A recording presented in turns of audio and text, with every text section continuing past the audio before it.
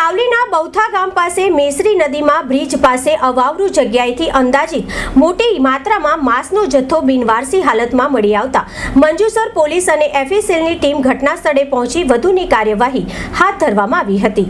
સાવલીના બહુથા ગામ પાસે મેસરી નદીમાં બ્રિજ પાસે અવાવરૂ જગ્યાએથી અંદાજિત મોટી માત્રામાં માંસનો જથ્થો બિનવારસી હાલતમાં મળ્યો।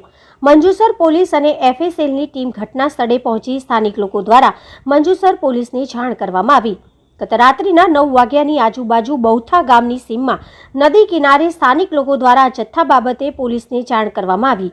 ગૌરક્ષકો દ્વારા જીસીબી મશીન દ્વારા ખાડો ખોદી માંસ દફનાવવામાં આવ્યું।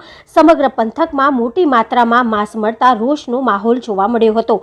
આટલી મોટી માત્રામાં માંસ કોણે ક્યારે કેવી રીતે નાખી ગયું એ ચર્ચાનો વિષય બન્યો છે। સાવલી ગૌરક્ષકો દ્વારા સ્થળ ઉપર પહોંચ્યા અને પોલીસને જાણ કરવામાં આવી।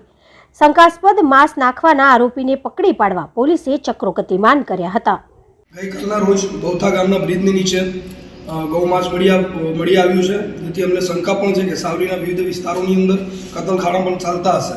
ગાય મારી માતા છે અને ગાય મારી માતા રહેશે।